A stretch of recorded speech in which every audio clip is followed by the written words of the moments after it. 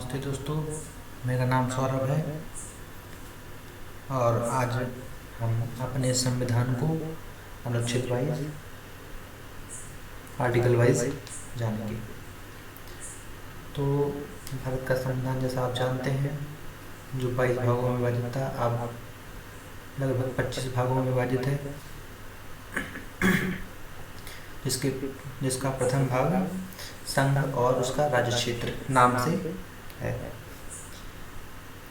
हमारे संविधान का पहला अनुच्छेद कहता है संघ का नाम और राज्य क्षेत्र। दूसरा अनुच्छेद नए राज्यों का प्रवेश या स्थापना। अनुच्छेद 3 कहता है नए राज्यों का निर्माण और वर्तमान राज्यों के क्षेत्रों, सीमाओं, नामों में परिवर्तन। ये जो है ये संसद कर सकती है। इसके लिए राष्ट्रपति राज्यों की संबंधित राज्यों की विधानसभाओं से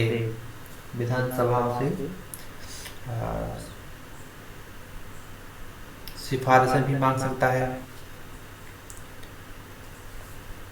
अनुच्छेद 4 जो है पहली अनुसूची और चौथी अनुसूची के संशोधन से संबंधित है तथा उससे अनुपूरक आनुषंगिक परिणामी विषयों का उपबंध करने के लिए अनुच्छेद 2 और 3 के अधीन बनाई गई विधियां भी उसी में दी गई हैं। अनुसूची पहली अनुसूची और चौथी अनुसूची में। इसके बाद हम प्रवेश करते हैं नागरिकता में।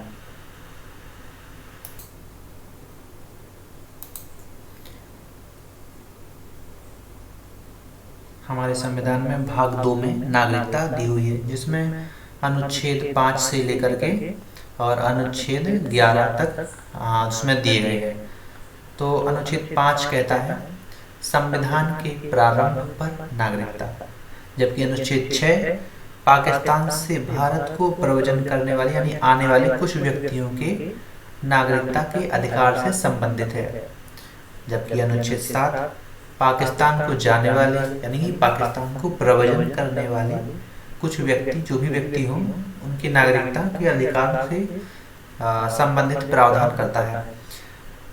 हमारे संविधान का अनुच्छेद 8 जो है भारत के बाहर रहने वाले भारतीय उद्भव के कुछ व्यक्तियों के नागरिकता के अधिकार की बात करता है। और अनुच्छेद 9 विदेशी राज्य की नागरिकता स्वेच्छा से अर्जित करने वाले व्यक्तियों का नागरिक न होना, ये अनुच्छेद 9 कहता है। जबकि अनुच्छेद 10 जो है वो नागरिकता के अधिकारों का बना रहना कहता है, मतलब उसमें नागरिकता को ऐसे ही समाप्त नहीं किया जा सकता। और अनुच्छेद 11 जो है संसद द्वारा नागरिकता के अधिकार का विधि द्वारा नियमन किया जाना, यानी कि संसद जो हमारी जो संसद है वो विधि द्वारा नागरिकता में संशोधन कर सकती है। उसे मतलब उसमें कुछ मतलब संसद को पूर्ण अधिकार है।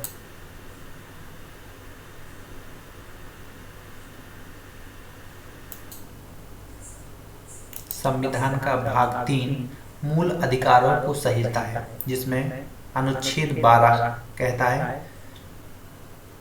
जो अनुच्छेद 12 मूलतः मूल अधिकारों को व राज्य शब्द को परिभाषित करता है। अनुच्छेद 13 कहता है मूल अधिकारों से असंगत या उनका अल्पीकरण करने वाली विधियां जो भी हैं वो मूल अधिकारों के जितने असंगत मतलब जितना मूल अधिकारों का हनन करेंगे उस मात्रा तक अविधिमान्य होगी और निरर्थक होगी और उनमें कोई मतलब वह कानून नहीं बन सकते हैं।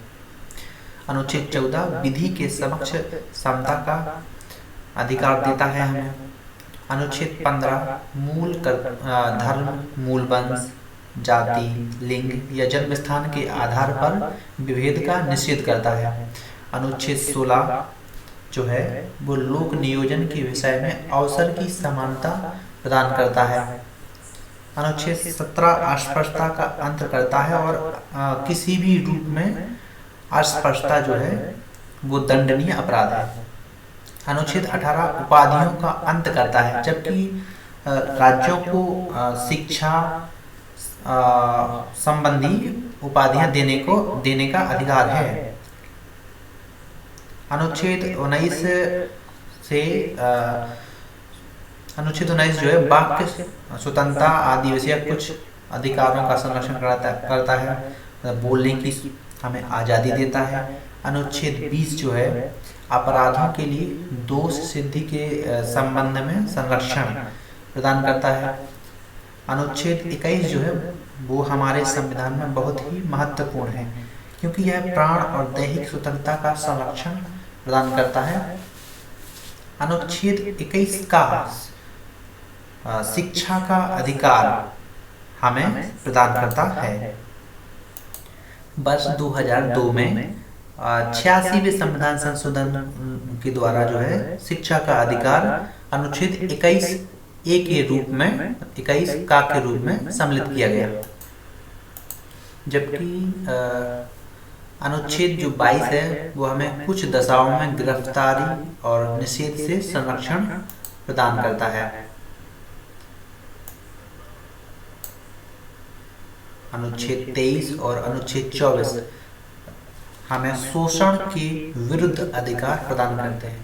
अनुच्छेद 23 में कहा है मानव के दुर्व्यापार और बाल श्रम का प्रतिषेध करता है अनुच्छेद 23। अनुच्छेद 24 कारखानों आदि में बालकों और स्त्रियों के नियोजन या किसी भी कठिनाई के काम में बालकों और स्त्रियों के नियोजन की मनाही करता है अनुच्छेद 24। अनुच्छेद 25 में कहा है अंतःकरण की और धर्म के अबाध रूप से मानने, आचरण और प्रचार करने की स्वतंत्रता देता है। अनुच्छेद 26 जो है धार्मिक कार्यों के प्रबंधन की स्वतंत्रता हमें प्रदान करता है। अनुच्छेद 27 किसी विशिष्ट धर्म की अभिवृद्धि के लिए करों के संदाय के बारे में हमें स्वतंत्रता प्रदान करता है अनुच्छेद 27। अनुच्छेद 27 के आधार पर ही केशवानंद भारतीय मामले में जो वहाँ के मठाधीश थे केशवानंद जी, उन्होंने अनुच्छेद 27 का ही हवाला दिया था। अनुच्छेद 28 कहता है कुछ शिक्षा संस्थानों में धार्मिक शिक्षा या धार्मिक उपासना में उपस्थित होने के बारे में स्वतंत्रता प्रदान करता है। मतलब कि जैसे किसी शिक्षा संस्थान में कोई विद्यार्थी है तो उस पर ये दबाव नहीं डाला जाएगा कि वो विशिष्ट धर्म की प्रार्थनाओं या सभाओं में मीटिंगों में भाग ले। अनुच्छेद 29 अनुच्छेद 29 जो है अल्पसंख्यक वर्गों के हितों का जो संरक्षण है उसके बारे में कहता है अनुच्छेद 29। अनुच्छेद 30 जो है वो शिक्षा संस्थाओं की स्थापना और प्रशासन करने का अल्पसंख्यक वर्गों का अधिकार देता है। अनुच्छेद 31 का जो है वो पहले संपत्ति का अर्जन का अधिकार था, जिसे अब हटाकर के कानूनी अधिकार बना दिया गया है अनुच्छेद 300 का के अंतर्गत। अनुच्छेद 31 का संपदा आदि के अर्जन के लिए उपबंध करने वाली विधियों के बारे में बताया गया है। अनुच्छेद 31 खा जो है कुछ अधिनियमों और विनियमों का विधिमान्यकरण है। अनुच्छेद 31 गा कुछ निर्देशक तत्वों को प्रभावी करने वाली विधियां दी हुई हैं इसमें, मतलब उससे संबंधित कानून दिए हुए हैं। अनुच्छेद 31 घा है राष्ट्र विरोधी क्रियाकलाप से संबंधित व्यापृति है जिसे अब हटा दिया गया है। अनुच्छेद 32 संवैधानिक उपचारों का अधिकार अनुच्छेद 32 से 35 तक हमें मिलता है। अनुच्छेद 32 इस भाग द्वारा प्रदत्त अधिकारों को प्रवर्तित करने के लिए उपचार है। अनुच्छेद 31 जो 32 अनुच्छेद 32 का है वो अब निश्चित हो चुका है, जिसमें राज्य विधियों की संवैधानिक वैधता पर अनुच्छेद 32 के अधीन कार्यवाही में विचार न किया जाना शामिल था। अनुच्छेद 33 जो है, अनुच्छेद 33 इस भाग द्वारा प्रदत्त अधिकारों का बलों आदि को लागू होने में उपांतर करने की संसद की शक्ति हुई। मतलब अनुच्छेद 33 के अंतर्गत संसद मूल अधिकारों को जो है न्यूनीकरण कर सकती है। अनुच्छेद 34 है, अनुच्छेद 34 किसी क्षेत्र में सेना विधि प्रवर्तक है। इस भाग द्वारा प्रदत्त अधिकारों का निलंबन, मतलब यही है जैसे कहीं पर आंतरिक विद्रोह है या सीमावर्ती राज्यों में सशस्त्र संघर्ष शुरू हो चुका है, तो वहाँ पर सेना विधि लागू होने पर वहाँ पर मूल अधिकारों का निलंबन कर दिया जाता है, मतलब उनको न्यूनीकरण कर दिया जाता है, कम कर दिया जाता है। अनुच्छेद 35 है, इस भाग के उपबंधों को प्रभावी करने के लिए विधान दिए गए हैं अनुच्छेद 35 के अंतर्गत। श्रीमान, इस वीडियो में इतना ही। आपके प्यार और हार्दिक सहयोग के लिए धन्यवाद। आपसे विनती है कि चैनल को सब्सक्राइब करें, लाइक करें। ये हमारे लिए मोटिवेशन होगा ताकि हम आपके लिए कुछ और नया ला सकें। और एक बार वीडियो को शेयर ज़रूर करें। धन्यवाद।